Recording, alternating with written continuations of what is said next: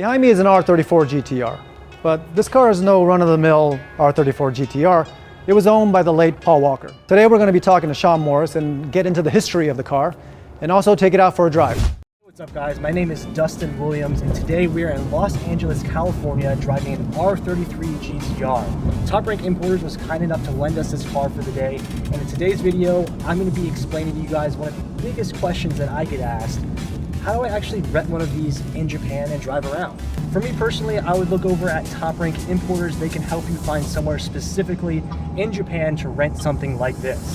So after you figure out all of that, there are a couple of things that you're gonna need and that some people don't really think about.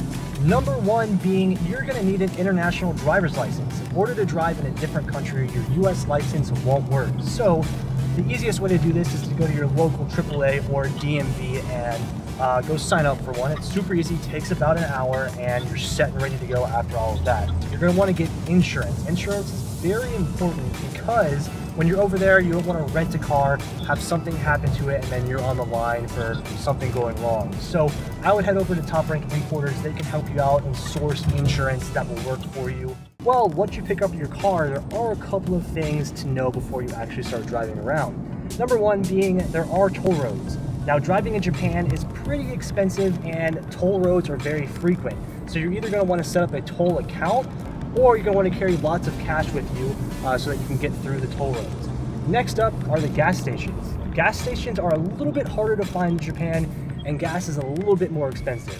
So if you want to go on a road trip or take a long drive in Japan, make sure to map out gas stations in your area and save up enough cash to be able to pay for gas while you're out there. Japan is the most fun that I've ever had. A couple of the places that I would like to go when I'm in Japan is number one, Daikoku Fotu. That is a parking area that's one of the most iconic locations for car meets out in Japan. The local racers go there, local tuning guys go there, and pretty much every night, even during the week, it's a massive car show with some of the cleanest cars in Japan.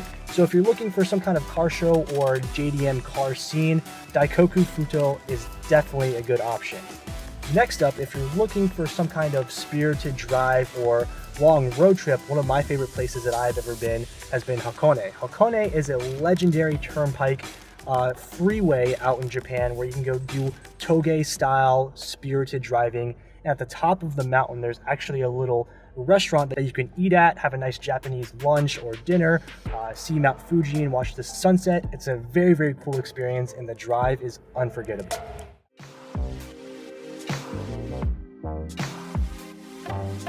So the 25-year-old rule or law is actually called the Imported Vehicle Safety Compliance Act of 1988, which is why we call it 25-year law.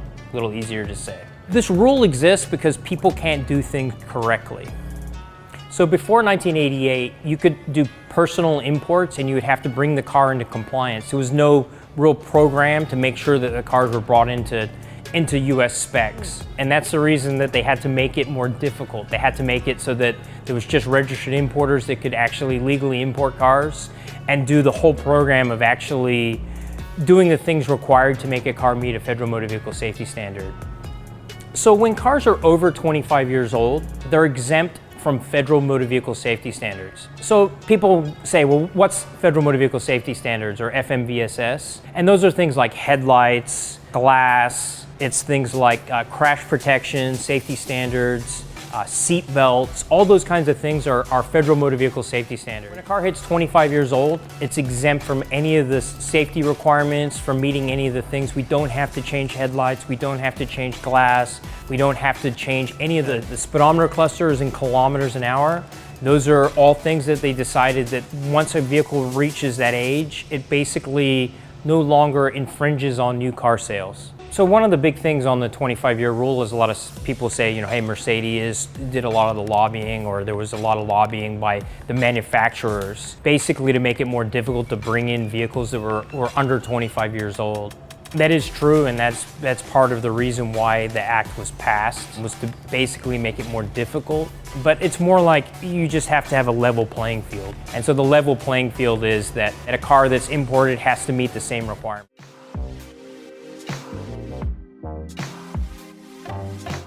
My name is Brian Janish. I'm the sales manager here at Top Rank International Vehicle Importers. So JDM car stands for Japanese Domestic Market. Behind me and all around us are Japanese domestic cars that we've imported from Japan to the United States. For a Japanese domestic car to come to the United States, it needs to be 25 years old or older in general, unless it qualifies for a specialized exemption such as show or display, or is on NHTSA's list of non-conforming vehicles. In general, here at Top Rank Importers, we import things under the 25-year law, meaning everything around us is 25 years old or older. By far the easiest way would be to go to our website and use the Find Your Vehicle tab and let us do the heavy lifting. A lot of times, cars that people are looking at on the internet elsewhere aren't exactly represented the way that they should be.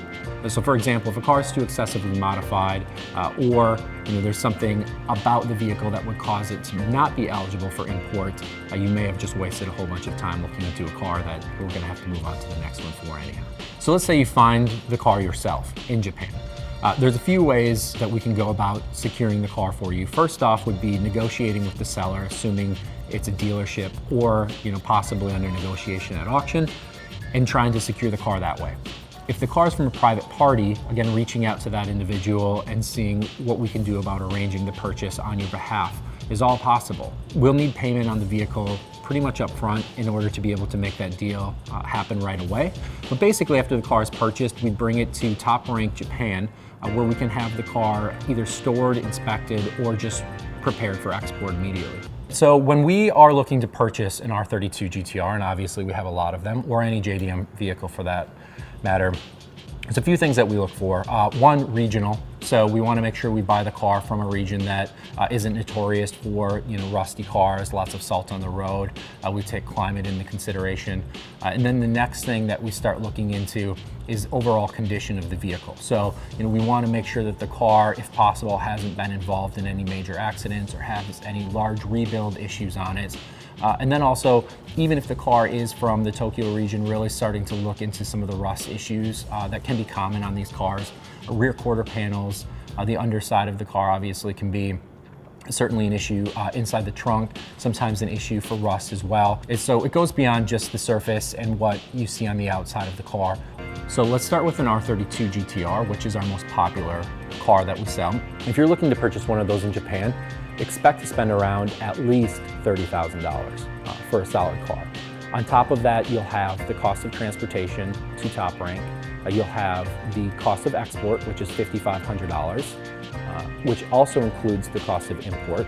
You'll pay a 2.5% tariff on that $30,000, assuming that that's the price of the car. And if you're planning to register the car in California, it'll be an additional $10,000.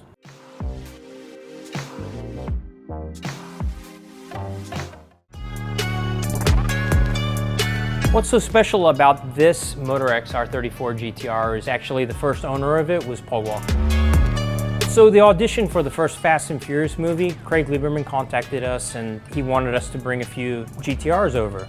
So I brought R33, brought a couple of R32s, we went to Universal and we did a audition, I guess you could say, with Paul Walker and with the producer, director, all those kinds of things. And actually, I even took Paul for a ride in an R32 GTR around there inside Universal. But there was some photos later a friend of mine, James Lewis, had, and it was me and Paul talking about GTRs actually. And somewhere in between there, Paul and Craig had both mentioned they wanted to buy R34s. I honestly didn't know who Paul was. He's just some actor. And the same. Craig say he's going to do this, but like a lot of stuff, there's a lot of people who say they're going to do things and then they never actually follow through on those things that they say they're going to do. But in this case, Paul did actually end up buying an R34 from Motorex. Craig also bought another R34 from Motorex. This silver R34 was not Paul's, not the one that the character Brian O'Connor drove in the movie. Some people get those things confused. They get confused between the character and the actual person. He had it for a little while. He didn't really like the paint on it. Silver, it's a couple different things. That time that he did have it and did own it, it stayed pretty stock. I don't think he was really too far into the whole tuner world thing then. It was still fairly early in what stuff was. and there was another R34 that came up that became available. So this was probably right around 2002, because we had a customer that had a white V-Spec 2 R34 GTR, and the V-Spec 2 NUR came out, and the customer purchased a NUR. So then after Paul, basically traded this silver car in on the white car, on the V-Spec 2, this silver car went to one of Motorx's customers in Hawaii. The customer in Hawaii did a lot of modifications to the car.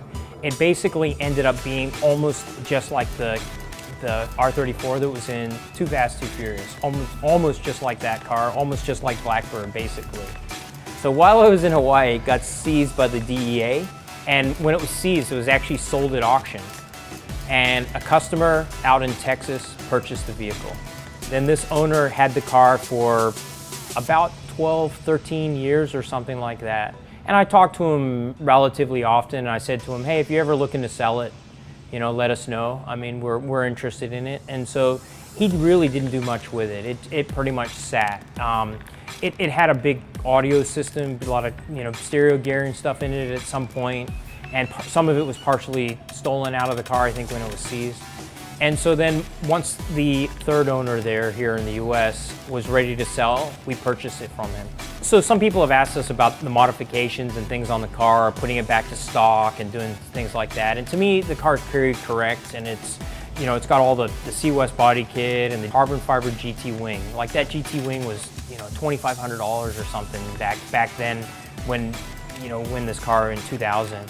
As far as inside goes, it's got like a partial little roll cage and stuff in there, but inside it's pretty stock. Then in the front, it's got an Electra dry carbon fiber hood. That is an expensive hood. It is really light. It is a really beautiful part, and it is really expensive. I want to say they were like $4,000 or $5,000. It has 19-inch Advan Sienna wheels. I'm not a huge fan of 19s, but again, it's period correct. The suspension that was on there is kind of blown, so I just put a set of Öhlins DFE on it. They're really nice suspension. Then as far as underneath the hood, it has some HKS parts, it has Tomei turbos, it has Apex Power FC. Car makes pretty good power, drives pretty all right. I pretty much drove all these cars, all these Motorx cars when they were new back in 99, 2000, 2001, 2002.